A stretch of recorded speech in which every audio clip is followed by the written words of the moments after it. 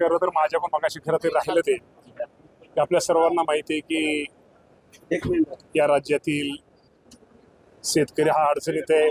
कधी पाऊस जादा पडतोय, कधी गारपीट होते, कधी दुष्काळ पडतोय आणि शेवटी या शेतकऱ्यांना कुठेतरी त्यांना पाठिंबा, त्या शेतकऱ्यांना कुठेतरी आर्थिक कुठेतरी मदत म्हणून सरकारने पाठीमाग या राज्याचे मुख्यमंत्री देवेंद्र फडणवीस साहेब असतील, एकनाथ शिंदे साहेब असतील आणि दिवंगत नेते अजितदादा पवार साहेब असतील, या सर्वांनी माझ्या राज्यातील सगळ्या शेतकऱ्यांना एक आश्वासन दिलं होतं आणि आमच्या पक्षाच्या जाहीरनाम्यात सुद्धा होतं की शेतकऱ्यांना कुठेतरी कर्जमाफीसारखा निर्णय हा घ्यायचा आणि या बाबतीमध्ये राज्याचे मुख्यमंत्री आणि दोन्ही उपमुख्यमंत्र्यांच्या सहकार्याने तुम्हाला माहिती परदेशी साहेब त्यांच्या अध्यक्षतेखाली आपण एक समिती स्थापन केलेली आहे आणि या समितीला आपण एक काम दिलेलं आहे की साधारणतः एप्रिल महिन्याच्या पहिल्या आठवड्यामध्ये त्यांनी शेतकऱ्यांच्या कर्जमाफीच्या बाबतीमध्ये काय राज्यामध्ये शेतकऱ्यांची काय परिस्थिती आहे, पीक कर्जाची किती बाकी आहे, किती थक बाकी आहे, इतर पीक आहे शेतकऱ्यांच्या बाबतीत कुठलं त्यांचं कर्ज आहे, ही सगळी माहिती संकलनाचं काम हे सध्या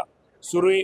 साधारणतः एप्रिल महिन्याच्या पहिल्या आठवड्यामध्ये तो अहवाल हा राज्य सरकारकडे येईल आणि अहवाल आल्यानंतर निश्चित प्रकारे साधक बाधक त्यावरती चर्चा होऊन कुठला निर्णय शेतकऱ्यांच्या दृष्टिकोनातून घेणं गरजेचं आहे आणि कुठला निर्णय घेतल्यानंतर शेतकऱ्यांना त्याचा फायदा जास्त होईल यासाठी सगळं पाहून साधारणतः 30 जून पूर्वी या राज्यातील माझ्या शेतकऱ्यांना कर्जमाफी ही दिली जाईल. एक समितीचा अहवाल देखील प्राप्त झालेला होता. त्यांनी काय साधारण समितीचा अहवाल आपण साधारणतः एप्रिलच्या पहिल्या आठवड्यात तो मागे आपण त्यांना टाइम बॉन्ड दिलाय, त्यांना की टाइम लिमिट की साधारणतः एप्रिलच्या पहिल्या आठवड्यापर्यंत आम्हाला तो समितीचा अहवाल तुम्ही द्या.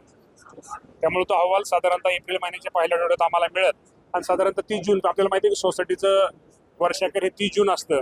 साधारण 30 जूनच्या अगोदर म्हणजे वर्षाखेरीच्या अगोदर शेतकऱ्यांना कर्जमाफी केली जाईल. रोहित पवारांनी अगोदरही शंका उपस्थित केली होती अजितदादांच्या आपल्याला. आजही त्यांनी पत्रकार परिषद घेतली आणि त्यांनी असं म्हटलंय की जो वैमानिक आहे, पायलट आहे, यांनी जाणीवपूर्वक फक्त विमान दळवलं आणि हा अपघात घडवून आणलाय. या बाबतीमध्ये राज्याचे मुख्यमंत्री देवेंद्र फडणवीस साहेब यांनी चौकशी आदेश दिलेला आहे. कालच सुनेत्रा वहिनी, सुनील तटकरे साहेब, हसन मुश्रीफ साहेब, पारदादा पवार हे काल मुख्यमंत्र्यांना भेटलेले आहेत. त्यांनी चौकशीची मागणी केलेली आहे.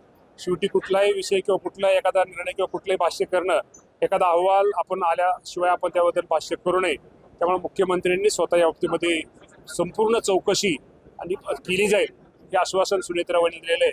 त्यामुळे त्या बाबतीमध्ये अधिक न बोलणं कधी उचित राहील. रोहित पवारांनी असंही म्हटलंय की अजितदादा इंडियातून बाहेर पडणार होते, त्यामुळे त्याच्यानंतर हा सगळा अपघात घडवून आणला अशी शंका त्यांनी उपस्थित केली.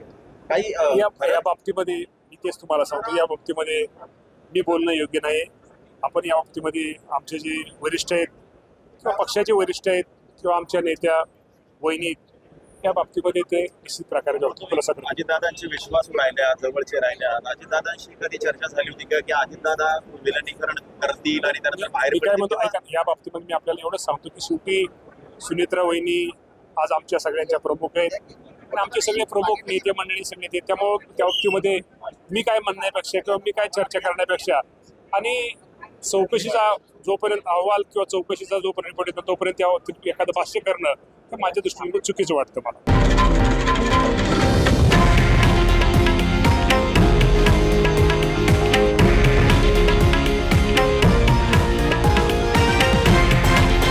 हे आहे देशातील नंबर 1 न्यूज नेटवर्क आणि आपण पाहत आहात TV9 मराठी, एकमेव.